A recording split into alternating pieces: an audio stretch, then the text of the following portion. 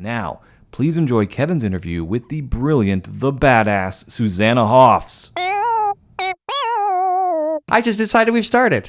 I'm good with that. And before I say who we are to everybody, I think it's going to be like I can't pronounce this word, an autobiographico. I'm going to go in order from beginning. Oh, that's good. Yeah, because I'm anal and I like Rhyme and reason. I like rhyme and reason. The 2 R's. Yeah. 2 R's are good. This is Kevin McDonald, and you're listening to the Kevin. What's it called? Is there a the in it? I don't even know. You can decide now. I don't even know. Right There's here. a the in Kids in the Hall. We fought about it for years. I always thought there was the Kids in the Hall, but I was outvoted, and we decided, like when we're old men in our 40s, that it was always Kids in the Hall. And you know what? I never knew if it was the Bangles or Bangles. Bangles. And weirdly, I always wanted it to be the Bangles because the Beatles. Yes. Or the Rolling Stones. But I think it's both. I found that it's a hard question to You know actually what? get By the way, this answer is to. Susanna Hoffs from the Bangles. Yes, it is me. But I have the same thing. I grew up in the Beatles. In the age of and even comedy, like Charlie Chaplin, the Carpenter, the Handyman. Right. That to me is like Better Man. I'm a Chaplin fan, by the way. I love Chaplin, but I like Buster Keaton a little bit. I love him too. Dave and I talk about Buster Keaton. I've introduced you, right? Yeah, I've been introduced. Susanna Hoffs of the Bangles. It's done. We got that over with. And I'm very excited. No, that sounded insincere. I'm super excited. Sorry, I thought I would scream. Check, 1, 2. Is this working? Is this on? It went very, yeah. No, it's all good. I'm about to do the first Kids in the Hall joke we ever did.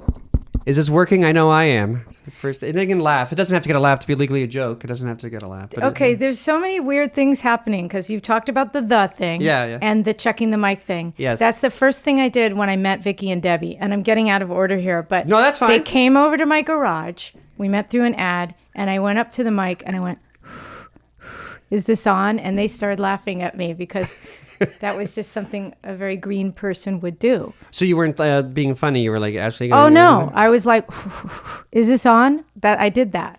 Well, this is one of my questions. I explore this more. How did you get to that garage? You didn't know them till you got to the garage. Like, did they invite these two strangers? It was my garage. It was your garage. It was my garage. So how did they get to your garage? They got to my garage because I had placed an ad in the LA Recycler newspaper. I remember that. Is that still around?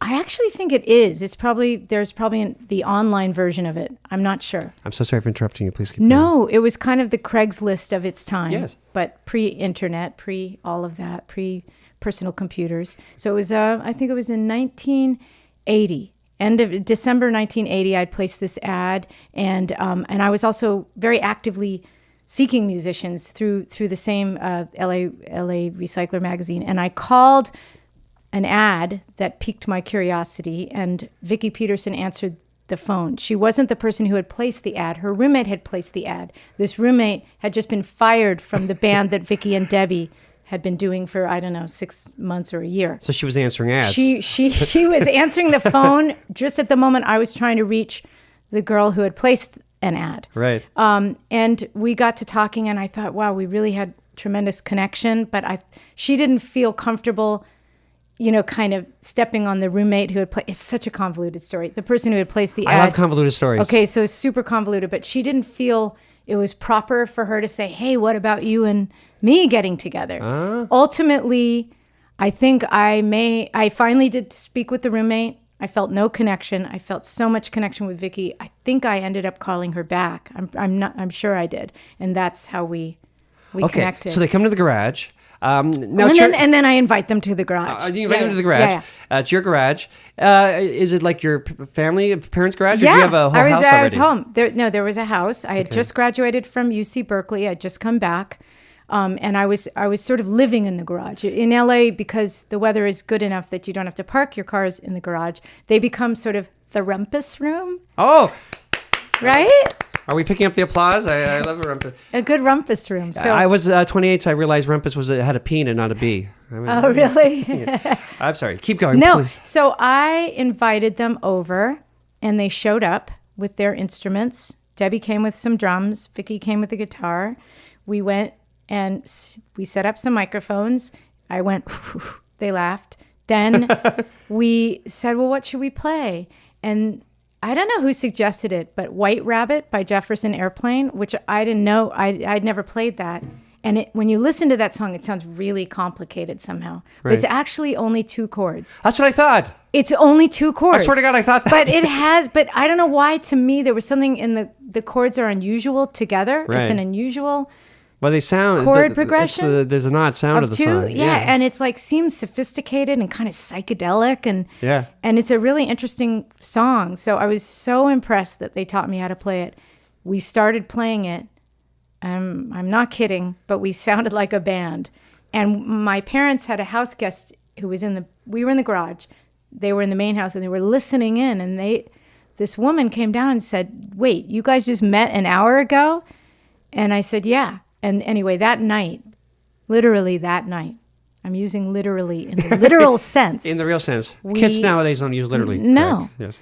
We came after we played White Rabbit and we shared some other like cassette tapes of stuff we had done. We decided to be a band that night. Oh my God. Which was sort of like running off to, an Elvis chapel and, and getting married the night you meet someone in a bar or something, Were you already harmonizing? Yeah, we were already harmonizing. But I have to say, Vicky and Debbie, they're sisters, so they have the magical sister the blend. Everly Brothers sibling. They've got the sibling magic. Yes. They just came right in and with harmonies, and our 3 voices together just made a thing that was very obvious to all of us and the house guests. Yeah, the house guests. Yeah. Who would be over to your left if they were here? Yeah, right there. Yes. Yeah. Oh, are you picturing it right now that you're in the garage and really west to the left? I'm picturing because if you're in the garage, the house. That's what I do all the time when I'm telling stories. I divorced my wife and I point to where I divorced. I was like that. I'm so excited. Like chemistry, even in harmonizing, it's like a relationship, right? Like, even though everyone has a good voice, you sound differently than like if that other roommate had come, maybe you wouldn't have sounded. No, it's very specific, and I kind of think that's sort of what you discover when you work with people, collaborate with people. I'm sure it's true in improv comedy and other things. There's a kind of resonance that happens, or a connection, or finishing each other's thoughts, or adding. Absolutely. Yes-anding in a certain way, whatever. It's similar in music, but yes-anding. That's good. Yes-anding. Yes, I think the version of harmony and comedy, like Dave Foley and I, can sort of read each other's minds. Not in real life, but on stage, I sort of know where he's going, and that's probably the closest. Let's call that comedy harmony. Yeah, I like it. Comedy harmony. All right, so the Grad, we're going to use that as a centerpiece of this interview. Let's flashback. What did you graduate from in Berkeley? Was it music or was it something else? And what made you decide to not become whatever it is you graduated from? I was in art. I graduated in art. I changed majors from theater and dance halfway through in a very dramatic way. So you were figuring it out. Sorry, I'm pointing at you.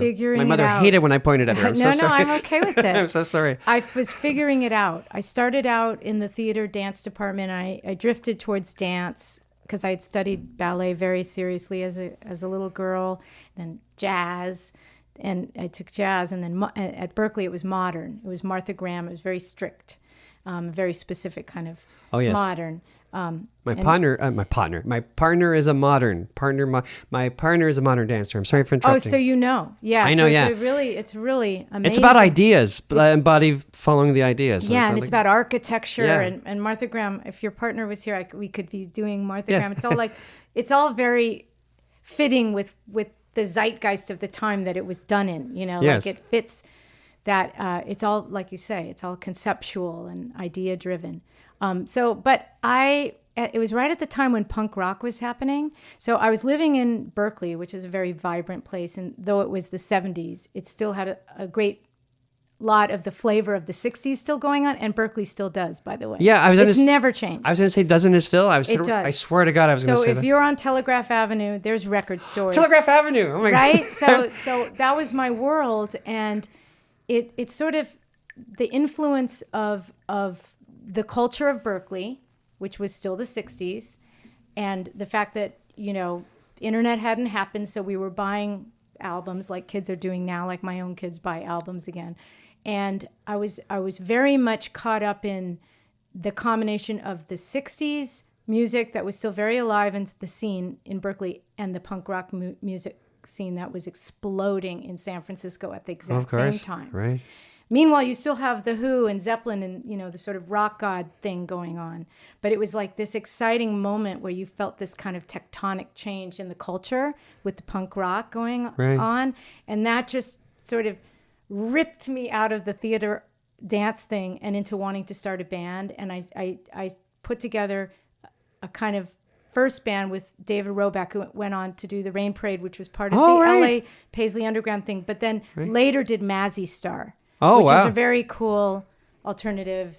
I saw them open for somebody. Was it the Dream Syndicate? I saw them probably. I saw them. But they Fade Into You was this big massive hit that they had that's been in a million movies. But anyway, so I kind of left in this very dramatic way the dance department. They weren't happy with me, and I switched to art. God, I'm making this story so long. I love this story. Really? Make it longer. Okay, so then I became like an artist, a painter, sculptor. Right. Oh, that's right, because you graduated in art, you said. That's right. So I left theater dance and I graduated What's the same with thing? art. It's all the modern same. art and modern dance, all like you say, conceptualizing. That's really what the band, doing the Bangles, wanting to come back to LA and putting it all together and wanting to have a band was my art project. Right. It was all the study of dance, theater, literature, and painting, sculpture, film.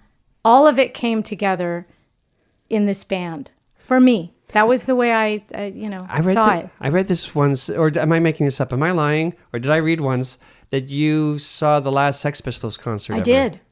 So many people were there. Belinda Carlisle, who I work with sometimes, She was there? She was there that night. It was. Was it by Berkeley or was it down no, in LA? it was at Winterland, the famous venue. Right. Iconic venue with the great posters in San Francisco.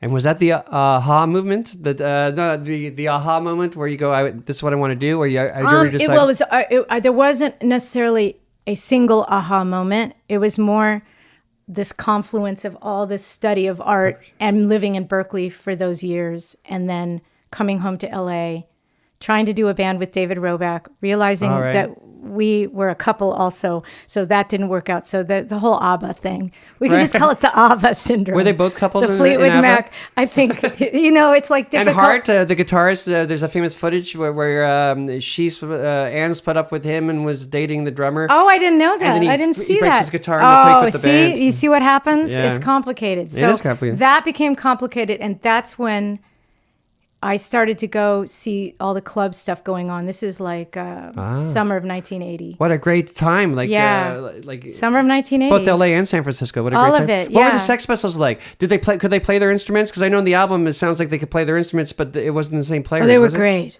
Were they really? Oh my good? God! It was the original guys. Wow. So Winterland it was all wood on the inside, just very classic old big venue with a floor. I wasn't on the floor because I would have just been trampled. But it was incredible. I mean, honestly, they just sounded so good. So tight. Could Sid play bass by then? I think so. To me, it sounded like beautiful noise. Beautiful noise, but about something. Yeah. They were passionate. I was 16 when Sex Pistols came out, and I always think there's two great rock and roll years to be 16. My mother was 16 when Elvis started, and I was 16 when punk rock and Sex Pistols started. Those are two great years, I think.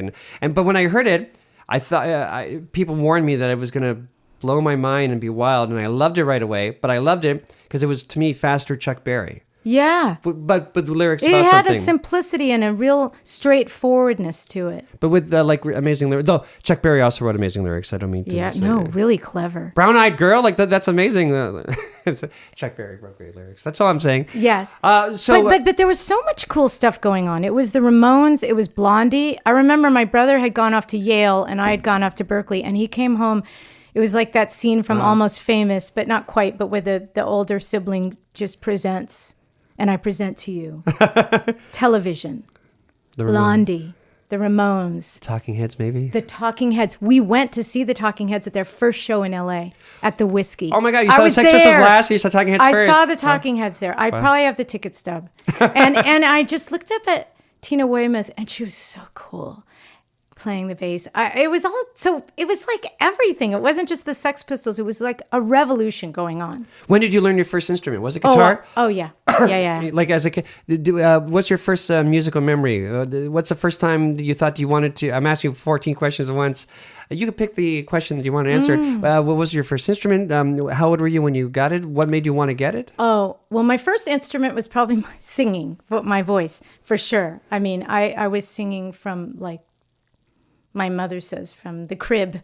I mean, I was one of those kids, and I see it now in other people's kids that kind of light up in that way that kids can light up, where everything stops when they hear music. Like I always had a very intense reaction to music, just from childhood, early childhood. And if you believe my mother, from the crib, and she would be playing music. My mother was always playing music. So you knew you were musical. It wasn't, oh, I love music, I want to be in a band. Oh, by coincidence, I'm musical. No, I was already doing school plays. I was doing ballet dancing. I was in musical theater. And then I got a guitar probably, I have pictures of myself when I was like 7. Wow. With a guitar, because my uncle played guitar and he taught me. I was about to say, did you teach yourself? My uncle taught me at first, and then, it was the meaning of folk music. We were folksy folks and teaching each other. Right. Kids would sit down on the playground in elementary school and go, oh, that's that chord. Right. Oh, that's how you play I'm a Believer. And that's how you play. Wish You Were Here. That's what I... Yeah. But that's a popular Who one. taught you like solos and riffs? Well, that you figure out. You just... Right. I don't read music, which is terrible. Not many musicians do. Well... Beethoven, maybe. Beethoven definitely did. Elvis for sure. I'm kidding. Elvis didn't. I don't know, but I just always picked everything up by ear and just the folk style. Teach me that chord. Teach me how to play. Everyone knew how to play Blackbird. Everybody could play the beginning of that Yes song roundabout. That sounds hard to me, like a hard pattern. It's easy, Blackbird? It's weird. It's really hard, but it's one of those things you just do. It's like learning how to do the cat's cradle. Oh, right, cat's cradle. Yeah, people do those things. That was one of those things. Everyone knew how to do that. Did you have a favorite, Paul or John or George? You know what? My Beatle favorites have shifted at different periods. When I was a little girl, it was Paul. Right. It was Paul. I always say the back cover of Rubber Soul was like the thing, those pictures of them. Oh, right. The front pictures, them like in the suede jacket that's sort of like warped, a little psychedelic. And the back cover are individual pictures. And each one of them looks so cool. So I started with Paul, and that was like my childhood one. And then in college, it was John. And then it became George. And now it's Ringo. I've never seen Ringo. I should see Ringo live. I can't believe I haven't seen Ringo. I haven't either. I like Todd Rundgren. You must love Todd Rundgren. Oh my God. You must know Todd Rundgren. With Todd Rundgren. No, I don't know him, but that was one, the Something Anything Gatefold record, right? Do you love that record? That's like a perfect pop album. That was my summer between high school and college, and it's all I listened to. And it's one of those records that I listened to so much that if you put it on, I can smell the summer jasmine blooming, the night blooming jasmine in Santa Monica. Seriously. Like, that's amazing. So, isn't that weird how music can time travel you someplace? And I never thought it would happen to me. I don't have a strong sense of smell, but I was playing XTC, their album Nonsuch. Yeah. And for some reason, I started smelling cigarette smoke. I've never smoked, but my girlfriend at the time smoked. And you could smell her cigarettes. Thinking. It was like it went straight to, I smelled the cigarette. This is my coffee. I'm so sorry. You were saying that, and I just realized I had a cup of coffee. Oh, well, that's exciting. Well, yeah, cigarettes, coffee. Cigarette smoke, coffee. There's a whole free association going on. And that is wild, like a smell. For me, that's super wild. And then I but music can take you places. Yeah. That's what's so crazy about it. So you're in the garage. Keep me on track, I got the interview. We got a centerpiece. We're going to go back and forth. This is amazing. So you said like by the next day you had decided you were going to be that night, not even the next day, like 3 hours later. Wow. And I still know they're still my friends. I'm still in their band. They're in mine. We're in a band. We created something. That's so amazing. Yeah. Like the Kids in Horror still together, but we're stuck with the name, the word kids. Like as we get older, we're stuck with calling it. We're the kids. The roadies say we got to do sound check. We're the kids. But you're always a kid at heart, aren't you? I guess so. Comedy, music. Yep. Comedy music. So then what happened? Did you rehearse forever and then you lined up a concert? Well, we were very show? do-it-yourself, so we just we kind of were. Which was the punk ethic of the day. Yes, it was, and we so we made a little single, 45 single. We all had day jobs. You made a single? Yeah, we made a How single. could you afford that back then? Was that a fortune back then? No, it was the whole single. It was a $10 an hour studio called Radio Tokyo. We all had day jobs. I worked at a ceramic factory. Vicky worked at a movie studio on the lot as like a grounds organizer. I don't know what her job was, but it was not. It was not glamour. And it wasn't a glamorous job. It was like the I forget the title. But we all pooled our money, went to this really cool studio in Venice called Radio Tokyo, and a guy named Ethan James, who's a great engineer, owned it. And we were there for 3.5 hours, so it cost $35. Wow. Yeah, and we made our first single. And then I was very tenacious. I figured out how to get a hold of Rodney Bingenheimer, the very awesome DJ. I've seen the documentary about him. Right. I got his number and I just called him from the garage because I was living in the garage. It all goes back to the garage. It really Like you had does. a bed in there? I had a bed in there. Like a fridge? I had a fridge. I had a shower. It A was fridge like and a whole, microphone. Yeah. And I had a standee of Debbie Harry, a blondie, from a record store. Yeah. Wow. And so I just badgered Rodney, and finally he said, "Well, I'm DJing Monday nights at the Odyssey. Will you come down and bring me the record?" And I was like, "Okay." I'm not making this up. He said, "And will you wear a miniskirt?" And I said, "Okay." I know. So I showed up. I gave him the record, and then I listened to the radio, K-Rock. That Sunday, he didn't play it. K-Rock. So of course I called him up. Why didn't you play it? I can't imagine doing that now. Right. I can't imagine being that brazen, but I did. And he's like, "Oh, it's really good. It's kind of like the Mamas and the Mamas." It's like, exactly. You get it. Jangly guitars and 3-part harmonies. So the next weekend he played it, and he played it every weekend. That from then on for like a year at least. Wow. Yeah, he really helped us. And Yay, Rodney. For a second, can I ask Thank about the you, jangly Rodney. guitars? Yeah. Were you guys big Birds fans, or was that just the way you played by Yeah, accident? huge Birds fans. You know, And the Kids in Beatles. Hall were big fans of you guys. Really? We all had your first album. We all, if you just knew what she Really? wants, and Oh Going my Down Liverpool, God. and Here Takes a That was Fall. actually our second. Here Takes a Fall. Well, first the first album that I Doesn't heard. I'm matter. sorry, I'm yeah, sorry, no, I'm sorry, you sorry. shouldn't know these things. Then we had I barely remember. both those albums, and we had them in the van when we did our little tiny tours. And And you would listen to the cassettes of them because we kind of were happening at the same time. We were kind of touring around in vans at the same Right. time. I would Yeah, guess, I like know, sure. early mid '80s. Yes, Exactly. We did, because we're comedy, it was more like in the city, Toronto. Like we didn't go very far. But jangly guitars. So it was. Did you say? Let's sound like the Birds, or Yes, I did. excellent. I already had a Rickenbacker from when I was playing with David Roback. Wow. And I mean, And Big Star. Was that, yeah. See, I started to find out about Big Star. Actually, David Roback, who I'd been in that first duo with, which we were called the Unconscious, but no one really knows about that. Kids in Hall's but- first name was the Audience, which is kind of pretentious. Like, we're one of you. We're the Audience. Oh, right. I never knew that. See, we're finding out stuff. Yeah. But I'm sorry to talk about me. I'm sorry. No, I want to talk about you. Big I'd Star- rather talk about you. Can we switch? No. Okay. When you get your podcast. Oh, I'll then get- I discovered Big Star, and it was like, oh my Right. God, it was like the universe cracked open. I just couldn't. What a treasure trove of stuff that I didn't know existed. Yeah, exactly. It's so great when that happens. It's like a gift. It's like a gift. It was like a gift. And David Roback turned me on to Syd Barrett, who I didn't know about, Right. and Big Star. And I was like, oh my God. And I Syd still Barrett feel wrote that. great melodies. Yeah. I've been listening a lot of Syd Barrett. Yeah. Sorry for interrupting. I'm sorry. Go ahead. What No, you were going to say? I was just saying Big Star kind of, well, they're just. Well, there were two Amazing. great pop writers, and Yeah. they had that indie kind of thing that, like, I love the Replacements. I know they love took the a lot of Big Star. Replacements, too.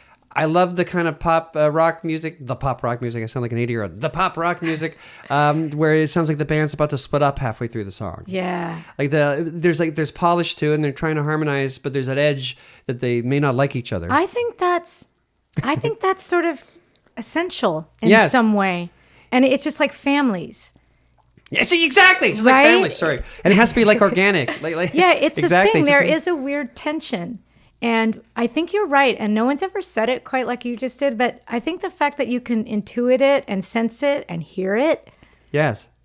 is what makes it so compelling. I mean, when you think about it. And Big Star was the first sort of group that's maybe Velvet Underground, but that was kind of they like... had it too. They had it too, but maybe they worked on it more. I don't know if that's true. I don't know, but it's that thing of just mismatched personalities in some way coming together and like Lou offering Reed up and their John thing. Cale not like having fun with each other, and it shows up in a perfect pop song. Yeah, yeah. And I really had fun flashing way forward when I started working with Matthew Sweet to the fact that it's on my list. It's on your list, and we'll go back to the timeline. But the fact that I love this. It's a French movie now. We're jumping back and forth. Sorry, Matthew Sweet. Yeah, it is very French movie. Yeah.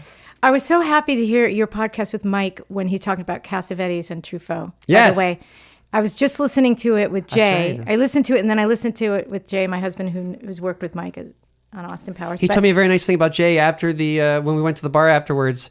And I'm sorry for cutting you off. Please remember what you're going to say. And I was still in interview mode, so I was like interviewing him. And I said, when you were doing Austin Powers, and there's so much pressure on you. The kids in the hall, we weren't a big success. We had no pressure on us, but we were never lonely.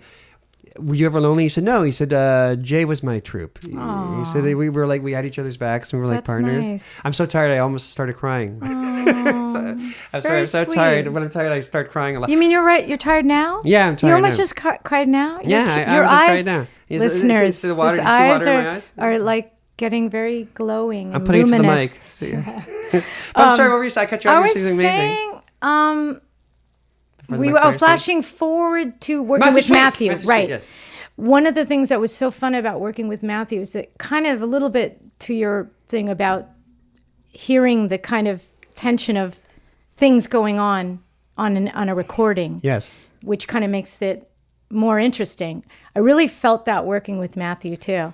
After having so much of that within the Bangles world and experience, then to experience that with Matthew. And I think that's why people really like those albums that we did. Of course, they were covers. So for us, it was kids in a candy store going, oh, let's do this, let's do this, let's do that, and having a good time. But there's something about this sort of rub of it, like two things that don't quite go together, he and I, but then they do somehow. They're great albums. Yeah, thank you. And was it easy harmonizing with them? Oh, so easy. And then it got to be a thing where it was like he would just send me stuff, and he helped me construct a studio that was the sort of the alternative studio to his, because I started to get lazy about driving to his house all the time. I was like, okay, I want to work in my pajamas at my house. Right. So I would love that. And then I would just go crazy and just invent 20 tracks of vocals and send them to him. And he said it was like opening up a mystery package and going, what did she do? So we started like basically mailing each other stuff. Oh, that's neat. Yeah, after having spent a lot of time in the room together. And of course, we did most of it in a room together. But yeah, it was just really, really fun working with Matthew. Now, songwriting. I always think about Bob Dylan. He wanted to be like Woody Guthrie. And he got a guitar and he wanted to be famous. And just by coincidence, he was a good songwriter. When did you know you were a good songwriter? Oh, I don't know that I am. No. I think songwriting's really hard and hard to figure out when it happens and how it happens and why it happens the way it does. I've mostly written with other people. So much of my songwriting memories is about that fun interaction and what we were talking about that day. I mean, with Eternal Flame, I was writing with Billy Steinberg, and I was just talking to him about the Bangles visiting Graceland, doing our pilgrimage to Graceland. Right. That's what it's about, sort of, right? Or that's what started Well, it was the starting point. So you just never know. And so we had done the tour. We had been on the taking care of business in a flash. Logo was on the Lisa Marie plane. It was like the gold-plated sinks and the king-size bed on the plane and the Love Me Tender conditioner that I bought and all this stuff. But I was recounting that we had gone to the gravesite, I guess you call it, the little memorial. Right. And there was an eternal flame there the day we were there. And we hovered around and we were doing our Spinal Tap moment. And we were doing... Too much fucking perspective. We were, and we were singing, whatever song they were singing out of tune like they were. It was Since My Baby Left Me. And they're like... It sounds ragged. All that. We were actually doing that. And then we noticed that the flame was out It was drizzling. And so it was this eternal flame that was not on. Wow. So it wasn't really Right. being eternal. No. And I just was flame. neither. And I mentioned it to Billy, and he just went, "That we should write a song called that." Oh my God. Yeah. That happens in comedy. I tell Dave Foley a horrible thing about my life, and he says, that's a sketch. Right. So that's how that. So even that's though it's what it's a love song, you got the idea. started from the visit to Graceland. That was the number one song, right? Yeah. Can I ask you this? It's an impossible question to answer. So to say it's impossible, and I know success doesn't change anyone's life, but specifically, what does it feel like to have a number one song? What does it feel like? Like when you're wake up in the morning, do you feel different? At least for a few weeks, and you've had a few number one songs. Yeah, the first one was Manic Monday was 2. But that was early on, and then we had Walk Like an Egyptian, which was number one. That one. It was because we had been working van tours, opening act almost always. We still weren't really headlining that much. Really? I can recall after Manic Monday. No, we were still Manic Monday. It was really rough. We were roughing it for a very, very long time. Things started to change, but it changed very slowly for us, and we weren't seeing any financial aspect. It wasn't such a story every band reaching says. us. So sad. We were just working. Wow. Touring. Right. And then but I do remember when Walk Like an Egyptian went to number 1. We were in San Remo for the San Remo Festival in Italy. Wow. And we had our first moment, and it was so La Dolce Vita to have it happen in Italy, right. in this beautiful resort area by the sea, and just the flashbulbs going off, and we're like, what's happening? Because we still had no money. We were still worrying about how to pay rent and things, and we were roughing it still, and that was happening. So there was that sort of false idea that they have a number one song, they're flying around in private jets and getting clothes delivered to the door, fancy things. We never, by the way, ever had that. No? The Bangles were always thrift store shoppers. I would have guessed that. Driving clunky old cars. So your clothes look amazing in the videos. Your clothes look. I don't know. Now I look back and I'm cringing at it. But that's okay. That's part of the 80s. That was the 80s. That's exactly. the 80s look. You weren't when you look at if you put all the 80s videos together, you're not as 80s as the other 80s videos. Right. We didn't do the Flock of Seagulls hair thing. Although when we were on tour with Cyndi Lauper, which was one of our first big tours, it was the English Beat. Oh. That's when we first went to Toronto. Really? And we played the Masonic Temple. Is that what? I was there. You were there? I was there. That's when I saw you. Really? I forgot that I saw you. I'm sorry. I'm excited. I was there. And you know what happened when we were there? What? Oh, that was such a great gig. That was a good because I remember enjoying it. Because all the rest of that I've seen tour, you live. That's right. I forgot. Oh my God, you were there? I forgot I say English Beat. So that was 82, 83. Yes. So we were opening for the English Beat, which is just the greatest tour to be on.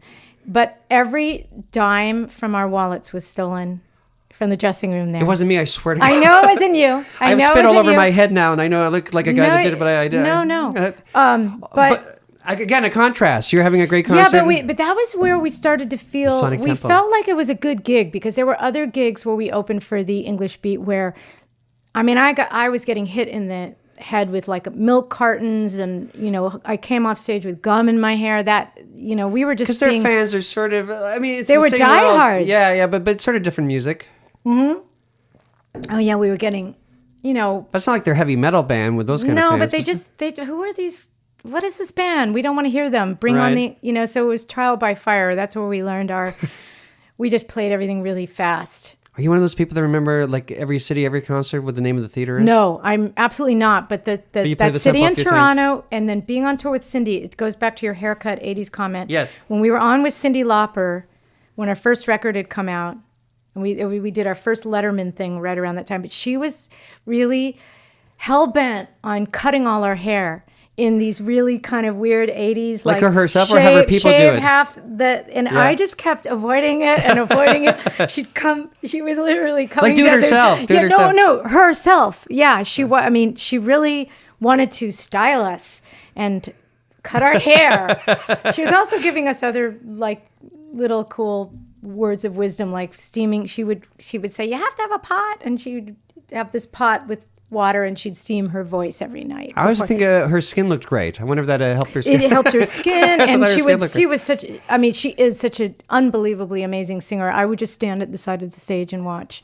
You know, She has so much that's soul. one great thing about having had this thing happen, this Bangles thing happen in the 80s. How many gigs where we were opening for people that I watched from the side of the stage, like Queen. We opened for Queen Oh my God. at Slane Castle in Ireland, and I will never forget watching Freddie Mercury work that crowd, sing that way, and I was on Brian May's side of the stage. It was like those moments for me are almost more memorable than our own on stage. Oh, I wish I'd seen them. And then now, were there any opening bands that you knew were going to make it and made it? Like when you were the headliner, your own opening bands. I'm trying to remember.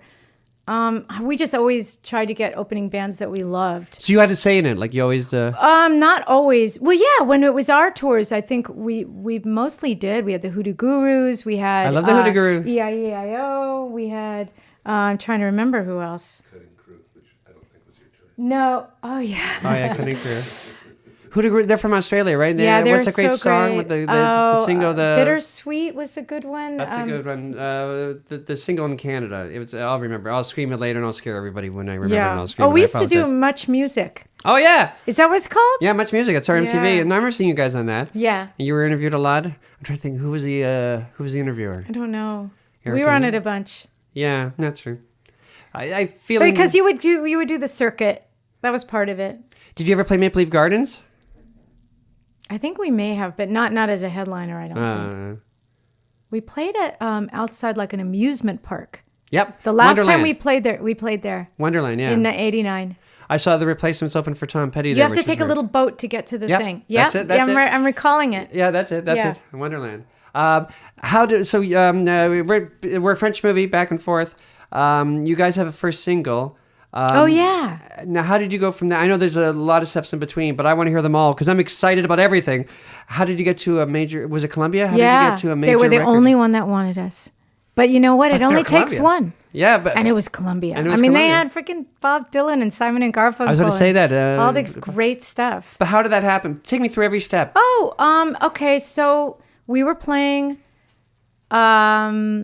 Magic Mountain here in just north of LA, and this really fantastic A&R guy named Peter Philbin, who worked with Peter Philbin, who worked with Bruce Springsteen, Right. brings Bruce Springsteen to see us at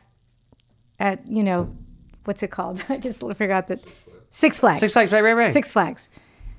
And it's this little cement little amphitheater. It's not a big stage or anything. Right. And it was he came to see us, and he kind of gave the thumbs up or something because Wow. we got signed right after that. So Bruce Springsteen indirectly Vetted sort of us. helped. He vetted us, and when he got the wish Music Bruce should Cares vet me. thing, I was at Judd Apatow's table. He invited us to the event, and he got this. He's such a Springsteen fan, and I got is he? to take. I said, "Let me introduce you. You got me this incredible seat at this table, at your table, Judd. Seat at your table, and let me." Please have the honor of introducing you to Bruce. So I hadn't talked to him since the 80s, and I reintroduced myself, and he remembered me and stuff. But I was mostly like, here's Judd Apatow. Wow. He likes all different kinds of music, which is neat, Bruce Springsteen. Yeah. Like, isn't Suicide his favorite band of all Oh, time? I or don't something? know. I don't know. I think I read that somewhere that is maybe he's just saying that, but I'm sure he loves them. I don't know. So because of that, Columbia, why were Well, they... I don't know if that was the thing that pushed us, over the, to be signed. But Peter I got accepted. I do know that, Bruce gave us the thumbs up, and the next thing I knew is found out we were getting signed. Okay, so it's your first album. Do you have the songs all ready to go? Or Pretty much. Well, we were writing to order a little bit too. Like I remember we were introduced to David Kahn, who ended up producing Right. the next two albums, and all our songs had this kind of what he called like a cow beat. They were all like dun, dun, dun, dun, like that. So everything was like this other kind of time signature. I don't want to get it wrong, but a different kind of rhythm. He said, you guys need a song in that rhythm. So Vicky and I sat down in the garage. In the garage? Oh, you still had the garage? Yeah, without guitars, and we were just doing this kind of rhythm, you know. Oh, really? Yeah, and because everything else was like, Must Sorry change the about song. that. It must change the songs. yeah, no. So we were immensely. trying to write to that, and we had my, Oxford book of poetry there as an inspiration, and we had all these academic books lying around, and we wrote "Hero Takes a Fall" that day. Oh, I see. So you got the beat, then you wrote the songs. Yeah, we wrote "Hero Takes a Fall" to that beat, to that rhythm. Right. I want to ask you some songs one by one. That's one of them. So that's already the Yeah, story we're of that sitting song. in the garage. Yeah, we wrote it like that. About recording that one. Did it go easy? Yeah, I think so. I remember it was a studio. And not every story has a amusing anecdote. Yeah, no, I'm not. But that was the song that Prince heard. That Prince used to come on stage and he would just solo on that song in this unbelievable way. Yeah, Like on your stage when you were performing? on our stage. So That's he how knew- we met Prince. Wow, He so you saw knew him that before- video on MTV, and then he found out about the Bangles, and it was that all over the place came out a month before the Purple Rain album. Really? Yeah. Yeah, I remember that summer. I lived with Gary and Frank. It was like 84, We I played wanna both say. albums a Yeah. lot. So that's my Manic Monday then. Had he written that and he thought it'd be perfect for you, or did he Yes, write I it think for he you? had, no, I think he had written it, and then he gave it to us when we were making our second album, because we were using David Leonard.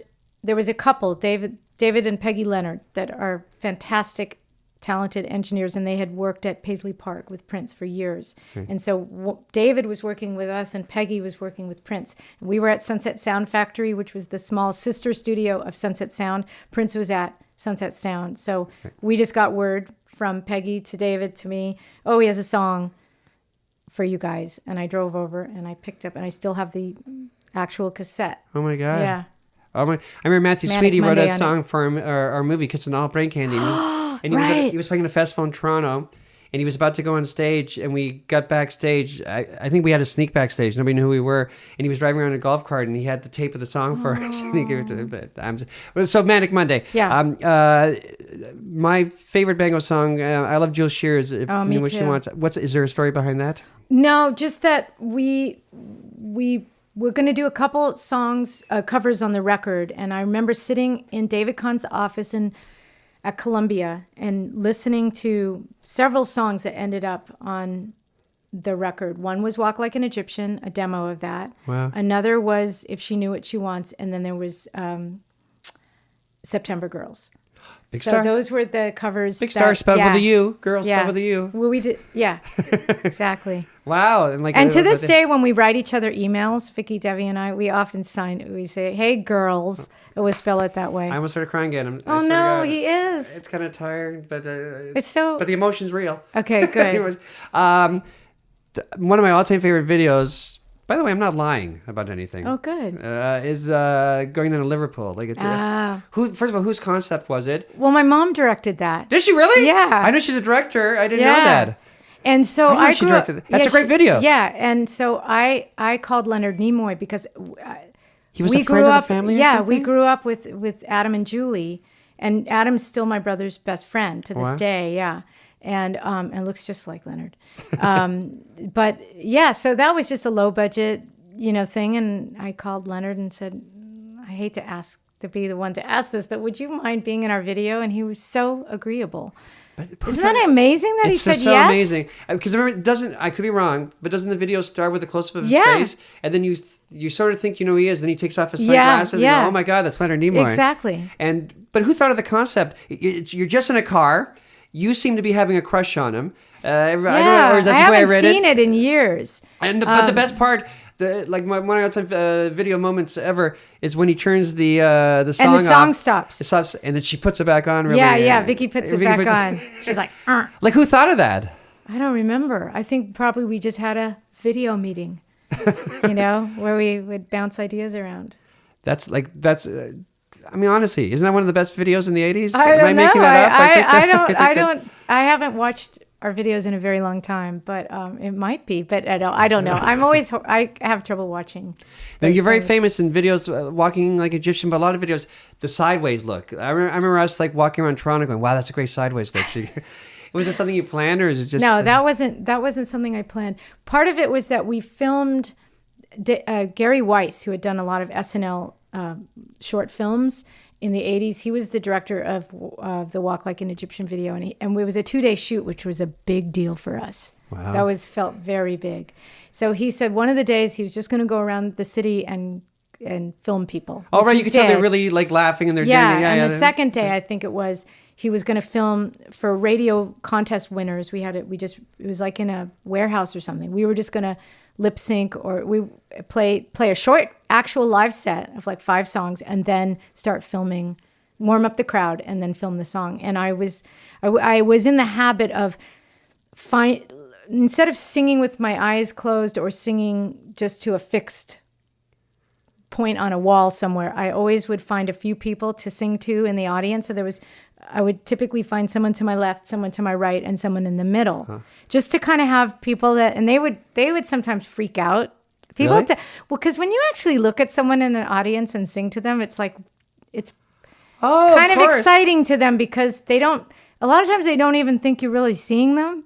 Right. It's strange, but it's Yeah. kind of fun because you're like, hey friend, and you friend over there, I'm going to just have you as like a little security blanket. We're going to have a little fun at this show. So I had sort of picked a person, and I picked a person over there, and I just kind of looked at them, and the camera was on a long lens, but it was like way, way back. So I didn't know that I was in close up.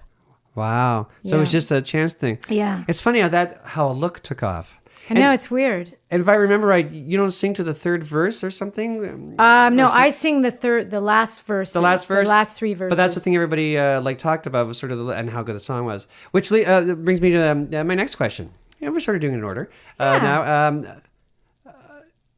Well, the myth about the Bangles was that everybody was sort of jealous that you sort of became the star. Now, I know John and Yoko, that's a myth. Yoko did not split up the Beatles. Yeah. Is that just a myth, or is that one of many reasons, or is that... No, I think that the Bangles, I think there was always that thing. It's probably the thing that you were talking about earlier. There's like different push and pull musically Right. within it. Like it's either a little bit, there might be a polish in the harmonies, but then the drums are really aggressive, or the guitar's a little snarly or something. And it's those elements coming together. And I think you can see the personalities too. You know, we had kind of an interesting dynamic to begin with where we had sisters.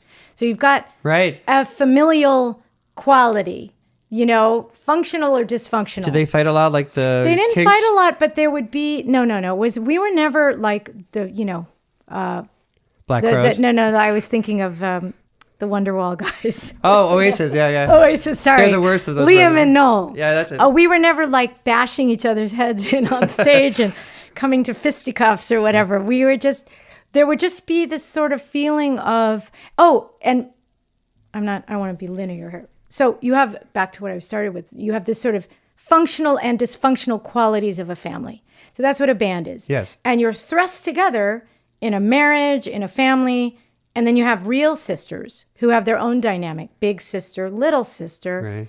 And then you have someone who's come into the band a little late, which was Michael Steele, because we had Annette Zelinskas at Right. first. So she's sort of like the new family member. And then, you know, I'm sort of in the middle between the sisters. And then, so there's a little bit of like sort of jockeying around for like, well, where's the comfort zone, you know? And we found it most of the time. But there's also another element that just makes that functional / dysfunctional family dynamic even more complex, which is that we had we all sang, we all wrote, Right. we all did everything. Which is really rare for a band. Which is really rare. So I think that it's what makes it great, but it also is what makes it hard, Right.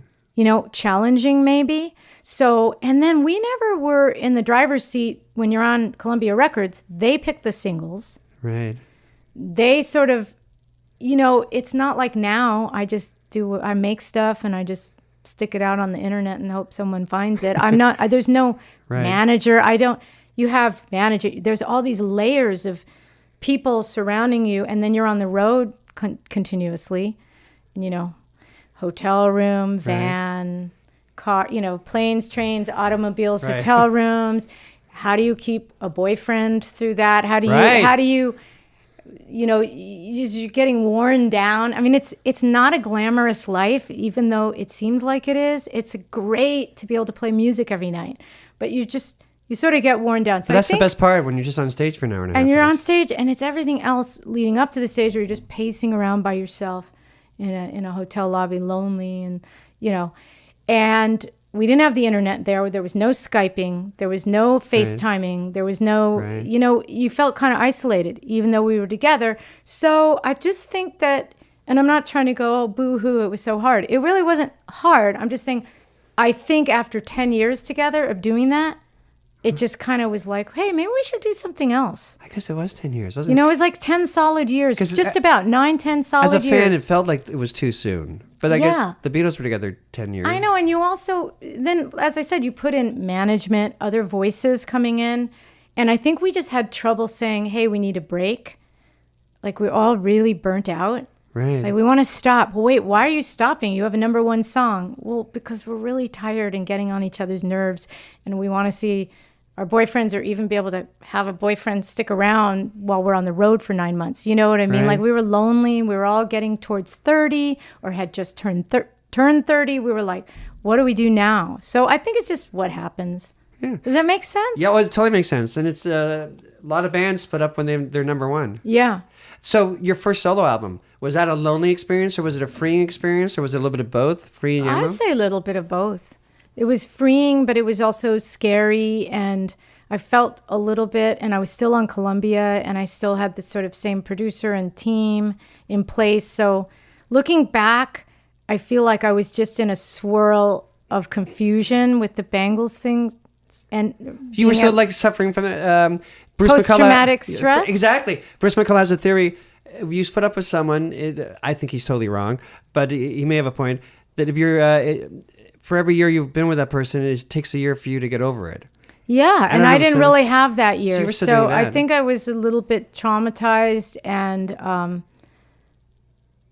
but yeah, it was fun to just try to see what it's like to make a record and have different musicians, and just, oh wow, this is cool.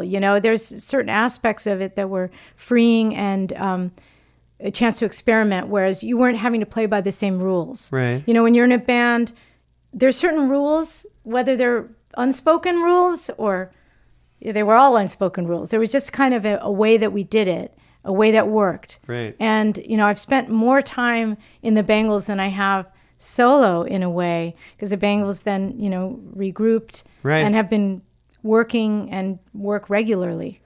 Oh, what was it like writing songs without them?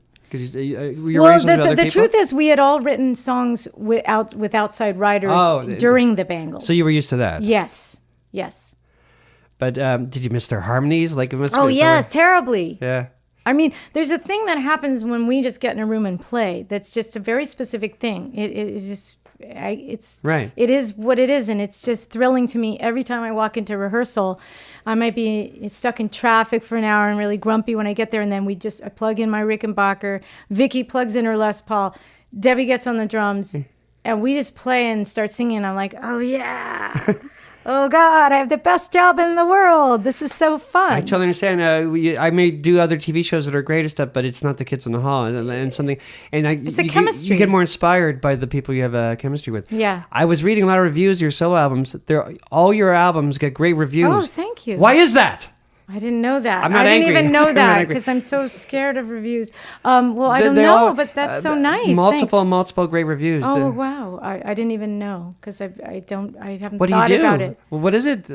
I don't know. I don't know, but that's good news. I really. Much regards is true, and I didn't even read about the Under the Covers review, which I know I'll get great reviews. Working with Matt. I hope we can do a fourth one. I ran into Matthew Sweet at an airport in Omaha, Nebraska. Because he's moved from California moved, there, yes. Yeah, back to his childhood. He was very happy. He just did the march against the women's march against Trump. He just done that. Yes. So you keep in touch with Matthew Sweet. Oh yeah. All right. We only have one. I should ask the best last question because we have only one question left. Yeah. It went by quick. Gosh. Thank you very much for doing this. Oh, thank you for inviting me. Are you kidding? Oh, here's a good question. It's a good question for me. I'm super interested. How did Ming T happen? Tell me that story. Oh my God. Okay.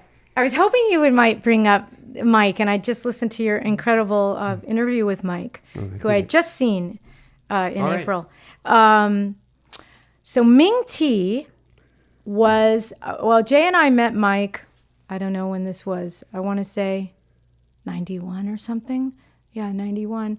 And we just were fast friends. Oh, and I introduced Matthew Sweet to Mike because I came and sang at McCabe's Guitar Shop in their great little... Because I knew they were friends, right? Room. Yeah, I introduced them. I had Mike come to see I was singing background harmony stuff at Matthew's show on a whim, and I said, "Oh, Mike, come see it." So then we all had this idea, Matthew, Mike, and me, to just jam. Because what people don't know about Mike Myers is not only is he a brilliant comedian, he was a drummer, wasn't he? He was a drummer, and he's a songwriter. Right. A guitar player, he's a multi-instrumentalist, multi-talent. So we went over to Mike's, and we just started jamming and writing songs. And I was revisiting this, and I was listening to your podcast. One was called Salad Cream, which must be a very Canadian thing, because I know it's a British thing, and it's like, gross. Yeah. Sorry. It is very Canadian, yeah. Yeah. So, but we wrote, so then Mike was, it was even before Austin Powers. We started doing these shows as Ming T, which came out of this movie, The 10th Victim. That was this Ursula Andress. Is that her name? Yeah. I want to get it right? Yeah. This cool Italian spy movie that we all became obsessed with, that we had like a movie night at Mike's house and we watched it. And there's a thing about Ming T you'll have to watch the movie. I will, it's a very I promise. groovy 60s movie, very dated, but very groovy. Please do. I have to watch it again. So anyway, we decided to have a band, and then Christopher Ward, one of your Canadian friends. I guessed that because I know he's a good musician that's a good friend of mine. I just guessed that. Yes. Sorry for screaming. We did a show at the Viper Room, I want to say, where we all wore Beatle wigs, and we all had names, and Mike, in a sense, was workshopping Austin. That's what I was going to say. Workshopping That's where Austin. it started. So that's where it started. I had met in college. There was a girl named Gillian Bagwell. Oh, what a great name. I know.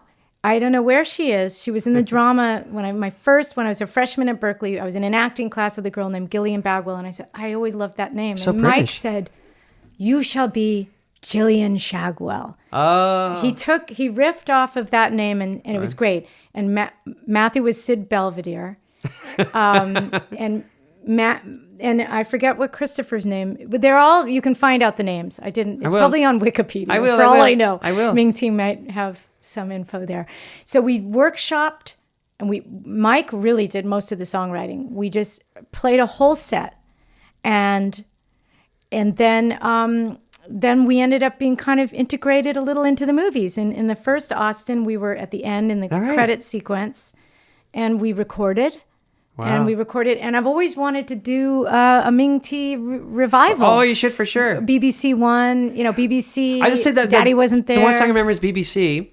And I remember because Mike and I have known each other since we were teenagers. I remember he loved the Who. He was a mod. He had a little mod jacket. Yeah. And is that sort of a Who song, BBC? Oh yeah, I mean Mike was tapped into all that cool. It's like a real cool song. Stuff. Yeah. And there's Daddy comedy in Wasn't it, but There it's a is real cool song. too. Yes. That's from the third movie, I think. That's Or why I second remembered. one. It was in the movie. That's why I Yeah, remembered.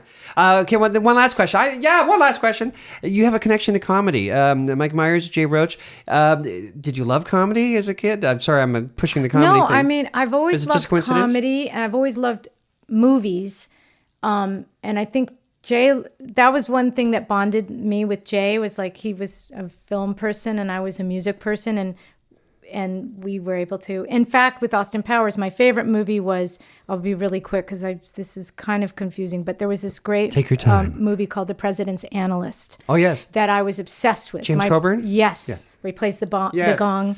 And it's like classic 60s. And it was one of the movies that was kind of an influence for the style of Austin Powers. Oh. But yeah, comedy. Oh my God. And I was in bands I was like the house band for Mike's Groundlings night that he did. Like there's a connection between musicians and comedians. Oh, yeah.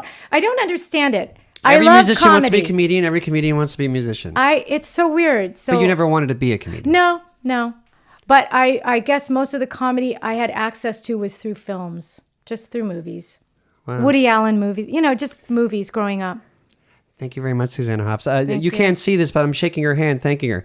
Thank you very much. Thank you.